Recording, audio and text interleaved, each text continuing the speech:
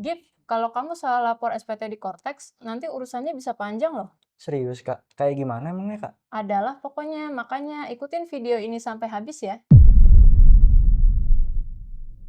Ada 4 hal penting yang harus kalian perhatikan sebelum melakukan pelaporan SPT orang pribadi di Cortex. Yang pertama, kalian harus melakukan pemadanan NIK dengan NPWP. Pastikan data NIK kalian sudah sama dengan data di Disdukcapil. Apabila berbeda, kalian harus melakukan pemadanan dahulu, karena kalau berbeda, kalian tidak bisa melakukan aktivasi di Cortex. Lalu yang kedua, kalian harus melakukan aktivasi di Cortex. Setelah melakukan aktivasi, jangan lupa untuk membuat kode otorisasi ya teman-teman.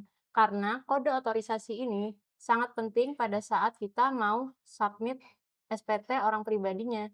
Untuk yang ketiga, jangan lupa teman-teman untuk mengupdate data harta kalian seperti tanah, rumah, properti, dan juga kendaraan. Kemudian juga reksadana, obligasi, deposito yang kalian miliki. Jangan lupa untuk diupdate di sistem Cortex kalian. Karena ini sangat mempengaruhi pada saat teman-teman mau melakukan pelaporan SPT.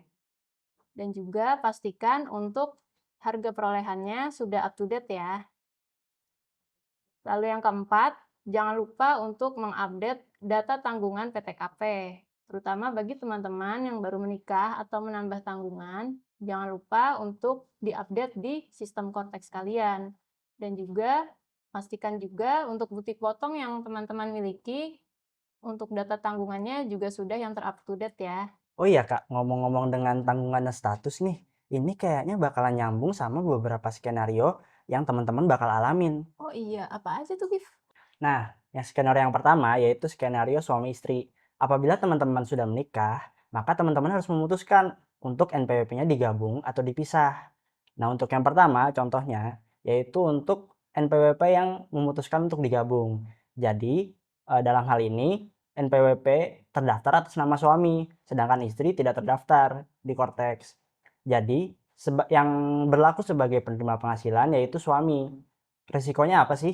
Penghasilan istri yang tidak dicantumkan di dalam SPT. Bisa jadi karena suami lupa untuk menambahkannya atau hal-hal lain.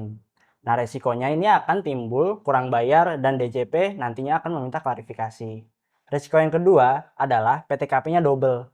Jadi, si istri ini dianggap masih mempunyai PTKP sendiri. Padahal seharusnya si istri ini penghasilannya ikut suami kan, jadi seharusnya PTKP-nya juga jadi satu dengan suami. Nah, sebenarnya untuk NPWP digabung ini cocoknya untuk siapa sih? Untuk NPWP digabung ini cocoknya adalah untuk istri yang tidak bekerja, istri yang bekerja tapi pengennya perhitungan pajaknya secara simpel aja deh atau secara sederhana. Seperti itu teman-teman. Untuk kondisi yang kedua teman-teman yaitu adalah suami dan istri NPWP-nya tidak digabung, akan tetapi pajaknya itu digabung atau bisa disebut juga MT. Ciri-ciri umumnya apa sih? Ciri-ciri umumnya yaitu suami dan istri mempunyai NPWP yang terpisah dan juga untuk pelaporan SPT-nya juga terpisah, akan tetapi pajaknya itu dihitung sebagai satu keluarga. Nah, untuk catatan pentingnya nih teman-teman. Jadi di sini PTKP-nya itu tidak double. Jadi masing-masing istri dan suami itu punya PTKP tersendiri. Nah, dan juga ini untuk pelaporan di Cortex-nya akan sedikit lebih kompleks. Jadi, masing-masing suami dan istri harus tetap konsisten untuk melaporkannya secara bersamaan di Cortex. Jangan ada yang berbeda ya teman-teman. Lalu akan ada resiko umum yang mungkin teman-teman akan hadapi, yaitu jika teman-teman salah untuk memilih jenis status, yaitu misalkan milih status sebagai pisah harta, nanti akan terdeteksinya sebagai pisah harta penuh, bukan sebagai MT. Lalu untuk resiko yang lainnya, jika teman-teman akan mengalami kurang bayar di salah satu SPT-nya, entah itu SPT suami ataupun SPT istri. Untuk kondisi yang ketiga, yaitu kondisi di mana suami dan istri NPWP-nya dipisah dan juga pajaknya dipisah. Ciri-cirinya adalah masing-masing suami dan istri mempunyai NPWP dan SPT yang terpisah. Biasanya karena ada perjanjian hukum tertentu atau ada perjanjian pisah harta. Untuk resikonya itu bisa saja terjadi PTKP double tanpa ada dasar apapun. Dan juga bisa saja muncul di Cortex itu ada tanda flag untuk klarifikasi teman-teman. Lalu untuk visa NPWP ini sebenarnya cocok untuk siapa sih? Nah, visa NPWP ini cocok untuk suami dan istri yang sama-sama mempunyai high income atau suami dan istri yang secara tertulis memiliki perjanjian pisah harta dan suami dan istri yang ingin mengelola pajaknya secara terpisah atau secara masing-masing. Nah, Giv, selain status berpasangan atau tidak, ada lagi nih skenario yang lebih relate. Jika kalian adalah karyawan yang memiliki penghasilan lain, misalnya bisnis sampingan, freelance, honorarium, atau penghasilan dari investasi tertentu, maka penghasilan tersebut wajib dilaporkan di SPT tahunan orang pribadi kalian. Jadi, potongan PPh 21 dari perusahaan tidak otomatis mencakup penghasilan lain. Jadi, apa aja nih yang harus kalian lakukan di Cortex? Jadi, yang pertama adalah melampirkan bukti potong yang kalian dapat dari perusahaan. Lalu yang kedua, melaporkan penghasilan lain secara mandiri. Dan yang ketiga adalah menghitung sendiri pajak terutang. Dan kemudian dari hasil perhitungan kalian tersebut, di-compare-lah dengan di sistem Cortex, apakah sudah sesuai atau belum perhitungan tersebut. Risiko apa yang sering kalian hadapi terkait case tersebut? Mungkin yang pertama, kalian sering mengira pajak yang kalian terima dari kantor sudah final, sehingga penghasilan yang kalian terima dari freelance tersebut tidak kalian laporkan. Apabila case tersebut dilakukan oleh kalian, maka bisa berakibat adanya mismatch antara data keuangan atau perbankan maupun dari data pihak ketiga bisa berbeda dengan data SPT yang ada di Cortex. Hal tersebut bisa berakibat kurang bayar atau memerlukan klarifikasi lebih lanjut dari DJP. Ada juga nih Kak, skenario yang ketiga, yaitu skenario di mana jika teman-teman resign dan pindah pekerjaan ke tempat kerja yang baru dalam tahun yang sama. Nah, jika teman-teman resign lalu pindah kerjaan ke tempat yang baru di tahun yang sama, maka teman-teman akan mendapatkan dua bukti potong yang berbeda, yaitu bukti potong dari perusahaan lama dan dari perusahaan yang baru. Nah, biasanya bukti potong ini berupa bukti potong 1721 strip A1. Nah, teman-teman juga harus mengumpulkan semua bukti potong, baik dari perusahaan lama maupun perusahaan baru, untuk dilaporkan ke dalam SPT tahunan orang pribadi. Jadi, apa yang harus teman-teman lakukan di Cortex? Teman-teman harus melakukan pengumpulan seluruh bukti potong yang ada, baik dari perusahaan yang lama maupun perusahaan yang baru. Lalu, teman-teman juga harus memastikan penghasilan dalam setahun sudah terlapor semuanya.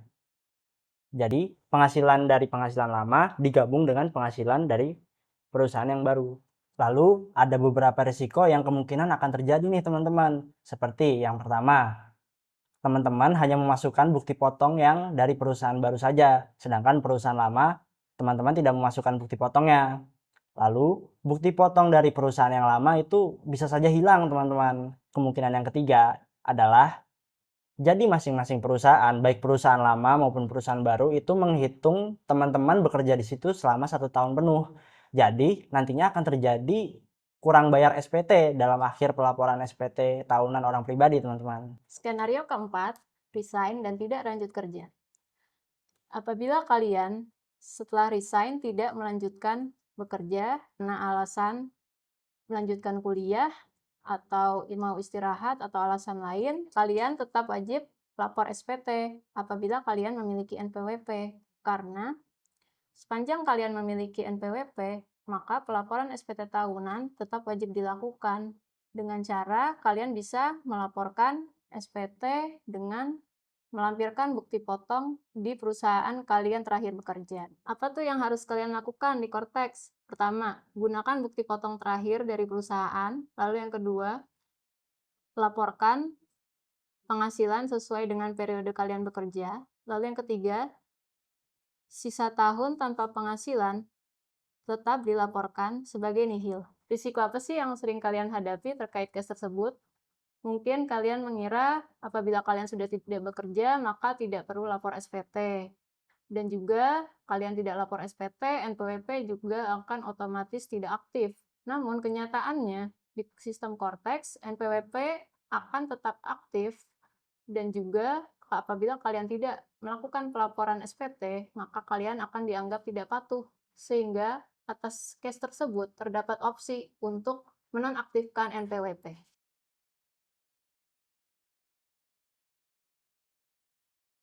Kita rangkum ya singkatnya. Jadi apa aja sih step by step yang harus kita lakukan terkait pelaporan SPT di Cortex? Oke, langkah yang pertama, pastikan teman-teman sudah melakukan pemadanan NIK sebagai NPWP. Kemudian berikutnya, teman-teman harus mengaktifasi akun Cortex teman-teman, lalu buat kode otorisasinya. Yang ketiga, teman-teman bisa buat konsep SPT-nya. Lalu, teman-teman bisa ngecek dan memvalidasi data yang ada, apakah sudah sesuai atau belum. Lalu jika sudah sesuai, maka teman-teman bisa untuk submit dan lapor SPT tahunan orang pribadi. Nah, itu dia hal-hal penting yang sudah kita berikan ke kamu. Jangan lupa share ke teman kamu sekarang juga, biar mereka nggak lupa lapor di Cortex. Kalau kamu masih bingung, silahkan tulis kolom komentar di bawah ya. See See you! you!